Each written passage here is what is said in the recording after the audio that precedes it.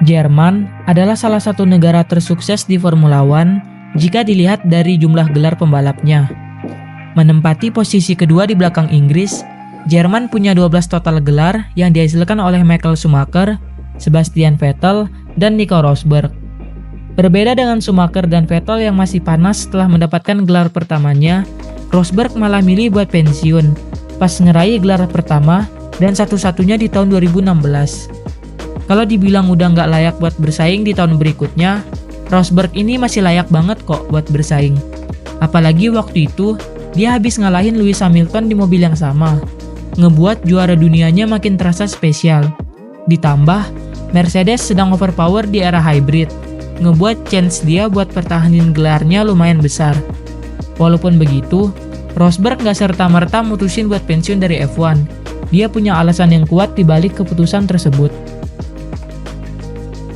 Nico Rosberg lahir pada tanggal 27 Juni 1985 di Rumah Sakit Palang Merah di Wiesbaden, Jerman Barat. Ayahnya, Keke Rosberg merupakan juara dunia Formula One tahun 1982 dan ibunya, Gesine Sina, adalah penerjemah asal Jerman. Karena ayahnya berkebangsaan Finlandia dan ibunya berkebangsaan Jerman, membuat Rosberg punya kewarganegaraan ganda. Di awal karir balapnya, Rosberg ngikutin ayahnya dengan memakai bendera Finlandia. Tetapi di saat itu, Rosberg kesusahan buat nyari sponsor karena memakai bendera Finlandia buat balapan. Jadi, setelah musim pertamanya di Formula 3 Euro Series, Rosberg menggunakan bendera Jerman untuk dipakai pas balapan. Sebelumnya, gue mau sedikit ngingatin ke kalian, biar nggak bingung. Kalau gue mention kata Rosberg, itu yang gue maksud adalah Nico Rosberg. Buat Keke Rosberg, ayahnya Nico, bakal gue mention dengan kata Keke Rosberg. Rosberg awalnya dibesarin di Jerman, tetapi setelah usianya 1 bulan, orang tuanya pindah dan tinggal berpindah di Monaco dan Pulau Ibiza di Spanyol. Rosberg menempuh pendidikan di International School of Nice dan International School of Monaco.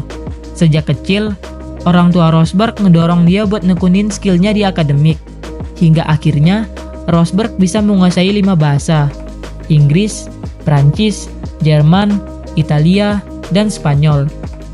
Kalau di Indonesia, Rosberg ini tipenya anak saintek banget, karena dia paling suka dengan mata pelajaran matematika dan sains. Dia lulus semua ujian di sekolahnya, kecuali di mata pelajaran sejarah. Nah, dengan kemampuannya di bidang matematika dan sains ini, bakal jadi nilai plus buat karir balapnya nanti. Saat berusia 4 tahun, ayahnya ngajak Rosberg ke lintasan go-kart di Ibiza saat mereka liburan. Di trek ini, Rosberg hanya ngemudiin sebuah jeep dan masih dikontrol oleh ayahnya dengan menggunakan pedal gas dan rem. Rosberg baru mulai kompetisi karting secara resmi di usia 6 tahun. Setelah melihat ayahnya tampil di seri TDM pada tahun 1995, Rosberg mutusin buat fokus mengejar karirnya buat jadi pembalap Formula One. Seperti orang tua pada umumnya, Rosberg bakal diizinin buat jadi pembalap jika dia bisa mempertahankan nilai yang bagus di sekolah. Setelah beberapa waktu, nilainya di sekolah masih cukup baik, dan kemampuannya yang makin meningkat dalam mengemudi berhasil meyakinkan ayahnya buat jadi manajer Rosberg. Walaupun emang Keke Rosberg udah sukses di Formula One, gak ngebuat dia maksa anaknya untuk ngikutin jejak hidupnya dan ngebiarin Rosberg buat milih sendiri. Pada tahun 1996, Nico Rosberg meraih berbagai prestasi di ajang karting. Dia memenangkan beberapa kejuaraan regional dan nasional di Prancis, termasuk menjadi juara termuda di seri karting nasional pada usia 12 tahun. Pada tahun 1998, Rosberg pindah ke Italia buat jalanin balapan di tingkat Eropa. Di tahun berikutnya, Rosberg bergabung dengan tim CRG dan menjadi runner-up di kejuaraan karting junior Italia dan finish keempat di kejuaraan Eropa ICE Junior. Menjelang akhir tahun 1999, ayah Rosberg meminta eksekutif CRG, Dino Cisa, untuk membentuk tim karting terpisah bagi Rosberg dan pembalap muda lainnya, yaitu Lewis Hamilton, selama 2 hingga 3 tahun. Rosberg kemudian membalap untuk tim MBM, Mercedes-Benz McLaren, pada musim 2000. Dari sinilah, awal dari rivalitas Hamilton dan Rosberg dimulai. Robert Kubica, yang waktu itu jadi pesaing mereka, mengatakan kalau mereka berdua bersaing sampai di titik siapa yang bisa menghabiskan satu kotak pizza paling cepat. Bos tim CRG, Dino Cisa, mengatakan kalau Hamilton adalah pembalap yang cepat, sedangkan Rosberg pembalap yang analitis. Pada tahun 2001, saat berusia 16 tahun, Rosberg mengikuti 3 balapan di Formula BMW Junior Cup Iberia. Ini menjadi pertama kalinya Rosberg balapan di level Open Wheel Series. Pada tahun berikutnya, Rosberg membalap untuk tim Viva Racing di Formula BMW ADAC. Di sini, dia berhasil menjadi juara umum dengan meraih 9 kemenangan dari 20 balapan dan mengumpulkan 264 poin. Sebagai hadiah atas gelarnya, tim Williams memberikan kesempatan bagi Rosberg untuk menguji mobil Williams FW24 di sirkuit Catalunya pada akhir tahun 2002. Pada saat itu, Rosberg menjadi orang termuda yang pernah mengendarai mobil F1. Dari tes inilah, awal dari hubungan Williams dan Rosberg dimulai. Pada tahun 2003, Rosberg balapan di Formula 3 Euro Series bersama tim buatan ayahnya, tim Rosberg. Dengan sasis Dallara F303, Rosberg bisa meraih 1 kemenangan dan 5 podium, serta bertengger di posisi ke-8 klasemen. Di akhir tahun 2003, Rosberg kembali mengetes mobil Williams FW25A yang udah dimodifikasi di sirkuit Catalunya. Pengetesan ini buat mengevaluasi kemampuan Rosberg sebagai test driver Williams. Di tahun 2004, Rosberg masih membalap di Formula 3 Euro Series bersama tim Rosberg. Di tahun ini, Rosberg lulus wawancara buat masuk ke Imperial College London, universitas di mana banyak insinyur F1 menempuh pendidikannya. Namun, Rosberg memilih untuk tidak melanjutkan pendidikannya dan fokus pada karir balapnya. Sebenarnya, pihak universitas bersedia menyediakan jadwal yang sesuai dengan kebutuhan Rosberg, tetapi dia tetap ingin sepenuhnya fokus di balapan. Di tahun 2005, Rosberg promosi ke GP2 Series. Awalnya dia ingin membalap untuk tim BCN Competition karena performa mobil mereka di F3000. Namun, pendiri ART Grand Prix, Nicolas Todt dan Fred Vasseur berhasil meyakinkan Rosberg buat gabung ke tim mereka. Setelah berhasil diyakinkan, Rosberg pun akhirnya milih buat debut di GP2 bersama ART dan membayar sekitar 850.000 euro. Keputusan yang tidak akan disesali oleh Rosberg, karena ART berhasil mengantarkan Rosberg meraih gelar juara pada tahun tersebut. Pada pertengahan tahun 2005, saat masih membalap di GP2, karena hasil tes sebelumnya bersama Williams yang impresif, Rosberg berhasil meyakinkan Williams buat mengontraknya untuk menjadi test driver kedua. Saat itu, Williams sudah punya Nelson Piquet Jr. sebagai test driver kedua juga. Jadi, Williams akan menganalisis secara mendalam siapa pembalap yang akan dipilih. Dan akhirnya, Williams memilih Nico Rosberg untuk bersanding dengan Antonio Pizzonia buat jadi pembalap cadangan dan uji coba. Di bulan September 2005, pembalap utama Williams, Nick Heidfeld, mengalami kecelakaan saat uji coba di sirkuit Jerez, dan gak lama dari itu, Heidfeld kembali mengalami kecelakaan sepeda. Akibat 2 kecelakaan tersebut, membuat Heidfeld absen pada 5 balapan terakhir tahun 2005. Williams awalnya ingin menjadikan Rosberg buat gantiin Heidfeld. Namun, setelah melalui pertimbangan yang panjang, Williams akhirnya memilih untuk nurunin Antonio Pizzonia buat gantiin Heidfeld. Alasan Williams sih, katanya mereka nggak mau mempertaruhkan masa depan Rosberg di Formula One. Kalau di 5 balapan tersebut, dia tampil buruk. Rosberg diminta untuk fokus dulu di GP2 dan akan mendapatkan kesempatan untuk turun jadi pembalap Williams di waktu yang lain. Nggak lama dari itu, Om Bernie Ecclestone, yang waktu itu jadi pemilik hak komersial F1, ngadain pembicaraan serius dengan Frank Williams. Om Bernie mencoba buat ngerayu Om Frank untuk merekrut Rosberg sebagai pembalap Williams. Karena hal tersebut akan mengubah skema pembalap di Formula One yang saat itu masih didominasi oleh pembalap veteran. Om Bernie mau ngejadiin GP2 Series yang baru dibentuk sebagai feeder series utama buat masuk ke F1. Om Frank mikir keras dengan tawaran Om Bernie ini, karena di akhir 2005, Williams itu sebenarnya udah punya Jenson Button dan Mark Webber untuk menjadi pembalapnya di tahun 2006. Tapi, karena Button malah mutusin kontraknya sebelum jadi pembalap Williams dan milih buat tetap bertahan di bar Honda, Williams masih punya satu seat kosong di tahun 2006. Jadilah Om Frank menerima tawaran dari Om Bernie buat merekrut Rosberg untuk tahun 2006. Williams kelihatannya serius dengan Rosberg karena berani memberikan kontrak berdurasi 5 tahun dengan beberapa klausul. Nah, sebelum balapan pertama dimulai, Rosberg mengikuti tes kemampuan teknik Williams. Dalam tes yang menguji pengetahuan pembalap tentang mekanika dan aspek mobil F1 tersebut, Rosberg berhasil meraih skor tertinggi. Pada musim pertamanya di Formula One, penampilan Rosberg masih kurang bagus dibandingkan rekan setimnya saat itu, Mark Webber. Tapi di beberapa balapan, Rosberg bisa mencuri perhatian saat dia bisa meraih poin dan fastest lap di balapan pertamanya. Rosberg menjadi pembalap termuda yang bisa mencatatkan fastest lap waktu itu. Dan di balapan keduanya, dia bisa meraih posisi start ketiga. Walaupun balapannya terhenti di lap ke-7 karena masalah mesin. Hasil tersebut membuat Rosberg finish di posisi 17 pada klasemen dengan 4 poin. Pada musim keduanya, Rosberg bertandem dengan Alexander Wurz, salah satu pembalap veteran di Formula One. Di musim ini, Williams berhasil membuat mobil yang kompetitif dan memprioritaskan pengembangan mobil untuk Nico Rosberg. Pada akhir musim, Rosberg berhasil meraih 20 poin dan berada di posisi 9 pada klasemen, dengan finish terbaiknya di posisi keempat pada Grand Prix Brazil. Karena performanya yang meningkat di sepanjang musim, Rosberg dirumorkan dengan beberapa tim untuk tahun 2008.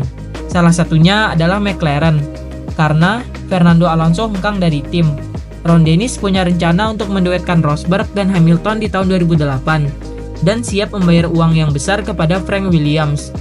Namun, Rosberg masih punya kontrak dengan Williams, dan boleh exit jika Williams nggak ngasih dia mobil yang kompetitif. Karena klausul tersebut nggak bisa diaktifkan, Williams punya hak untuk tetap mempertahankan Rosberg, dan menolak tawaran dari McLaren. Rosberg sendiri juga masih ingin tetap bersama Williams, dengan syarat dia tetap diberikan mobil yang kompetitif. Musim 2008 menjadi musim pertama Rosberg menjadi pembalap senior di tim.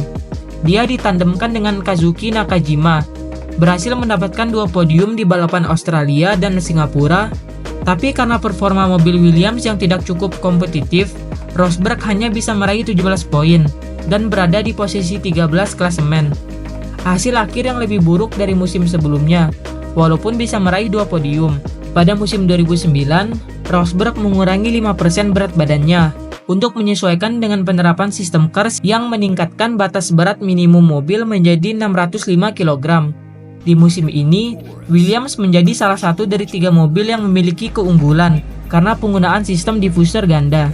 Sempat meyakinkan di awal musim, tetapi Williams tidak bisa mempertahankan keunggulannya dalam pengembangan mobil. Walaupun begitu, Nico Rosberg tetap bisa meraih hasil yang bagus dengan mendapatkan 34 poin dan berada di posisi 7 klasemen.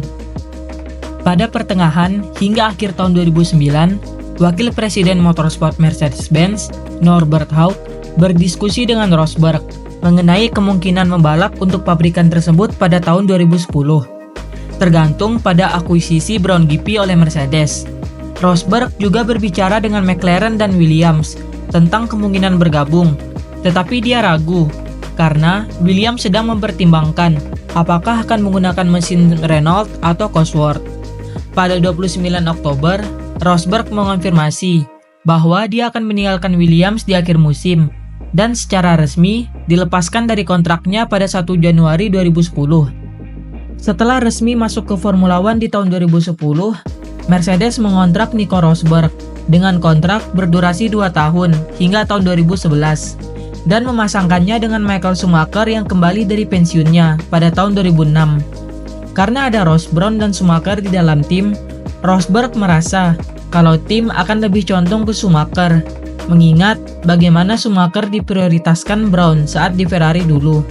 Memang, pada awalnya Mercedes lebih banyak memprioritaskan strategi dengan Schumacher. Tetapi setelah musim 2010 selesai, Rosberg berhasil mengalahkan Schumacher dalam 15 dari 19 balapan. Hasil ini membuat Mercedes buka mata dan tidak memandang remeh performa Rosberg. Di musim 2011, mobil Mercedes sempat kompetitif di awal, tetapi karena mobil W02 kurang baik dalam manajemen ban, membuat mobil ini kurang kompetitif di pertengahan hingga akhir musim. Di musim ini, Rosberg berhasil mengalahkan Schumacher sebanyak 16 kali di kualifikasi. Rumor kembali muncul saat Rosberg dihubungkan dengan kursi Ferrari untuk menggantikan Felipe Massa pada tahun 2012. Namun, karena di tahun 2012, Mercedes merekrut teknisi yang hebat, Rosberg percaya bahwa Mercedes akan berkembang dan mampu bersaing. Hingga akhirnya, Rosberg menepis rumor tersebut dengan memperpanjang kontraknya dengan Mercedes. Di musim 2012, Niki Lauda mulai menjadi penasihat Rosberg. Di GP Cina, Rosberg berhasil meraih pole dan kemenangan pertama dalam karirnya. Namun, karena performa mobil W03 yang masih kurang di bagian manajemen ban, membuat Rosberg hanya bisa meraih 93 poin dan berada di posisi 9 klasemen. Sebelum musim 2013, Mercedes mendatangkan Lewis Hamilton untuk menggantikan Schumacher yang pensiun. Di musim ini juga, Mercedes dikepalai oleh Toto Wolff sebagai tim prinsipal. Untuk kedua kalinya, Rosberg akan mempunyai Hamilton sebagai rekan setimnya. Status mereka berdua sama di dalam tim. Tidak akan ada pembalap yang lebih spesial. Karena emang udah bersaing dengan Hamilton saat masih kecil, di musim 2013 sempat terjadi perselisihan di saat tim meminta Rosberg untuk tetap berada di belakang Hamilton. Tetapi Rosberg tidak peduli dengan keputusan tersebut dan memimpin dari pole untuk menang di GP Monaco. Rosberg berhasil mengumpulkan 171 poin dan berada di posisi 6 klasemen. Tetapi, Hamilton berhasil meraih poin lebih banyak dan bisa berada di posisi keempat. Mulai dari sini, muncul rasa persaingan yang makin tinggi di antara Rosberg dan Hamilton. Di tahun 2014, F1 memperkenalkan regulasi baru mesin turbo hybrid. Mercedes menjadi satu-satunya tim yang diuntungkan karena performa mesin mereka yang overpower. Sebastian Vettel dan Red Bull yang mendominasi di musim sebelumnya tidak bisa berbuat banyak dalam perebutan gelar. Jadi, hanya Nico Rosberg dan Lewis Hamilton yang bisa memperebutkan gelar di musim 2014. Di sepanjang musim, Rosberg dan Hamilton saling bergantian memenangkan balapan dan membawa perebutan gelar di race terakhir di Abu Dhabi. Pada race ini, terdapat bonus poin yang akan dikali 2 dari aslinya. Jadinya, jika menang akan mendapatkan 50 poin. Posisi kedua akan mendapatkan 36 poin dan seterusnya. Nah, kalau Rosberg ingin juara dunia, dia harus menang dan berharap Hamilton finish di posisi ketiga atau lebih rendah. Namun, saat balapan, mobilnya mengalami kerusakan sistem pemulihan energi dan membuatnya gagal finish.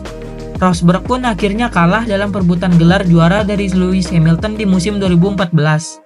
Situasi di dalam Mercedes semakin memanas karena sengitnya rivalitas Hamilton dan Rosberg.